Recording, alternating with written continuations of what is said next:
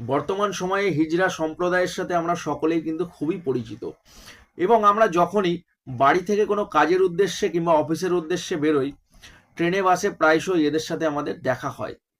এবং এই হিজড়া দেখে কোনো শুভ কাজে যদি আপনি যান, আপনি মিলিয়ে নিন আপনার সেই কাজ 100% সফল হবে।